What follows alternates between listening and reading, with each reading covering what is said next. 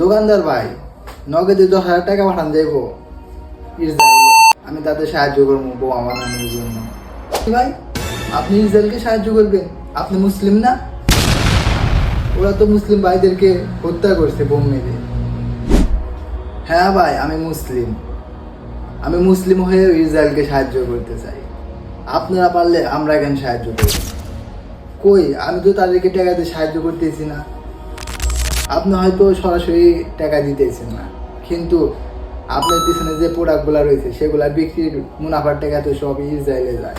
যেমন Pepsi, Coca Cola, 7 up, এগুলা তো সবই ইসরায়েলের প্রোডাক্ট। কি বলেন ভাই, এগুলো ইসরায়েলের প্রোডাক্ট? ইয়া আল্লাহ, আমি তো জানতাম না। ভুল সবাই করে, তবে এই ভুল আর করা যাবে না। এখন থেকে নিজেকে সচেতন করতে হবে, ইসরায়েলের প্রোডাক্ট বয়কট করতে হবে। কারণ আমাদের টাকা দিয়ে আমাদেরই মা বোনদের উপরে বোমা ফেলছে।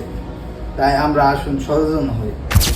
হ্যাঁ ভাই, আজ থেকে আমার দোকানে কোনো ইসরায়েলের প্রোডাক্ট থাকবে না। আমরা দূর থেকে এটাই প্রতিবাদ করবো। ইনশাল্লাহ ইসরায়েলের প্রোডাক্ট বয়কট করবো। এরপর থেকে কোনো ইসরায়েলের প্রোডাক্ট রাখবো না। হ্যাঁ ভাই, আপনি সচেতন হন, আপনার দোকানে ইসরায়েলের প্রোডাক্ট রাখবেন না এবং আপনার আশেপাশের দোকানদারকেও সচেতন করবেন, তারাও জানি ইসরায়েলের প্রোডাক্ট না রাখে। আসুন বলি, ইসরায়েলের প্রোডাক্ট বয়কট করি, ফিলিস্তিনের পাশে থাকি। আর হ্যাঁ, আমরা না যেন অনেকে প্রতিনিয়ত ইসরায়েলের প্রোডাক্ট ক্রয় করতেছি।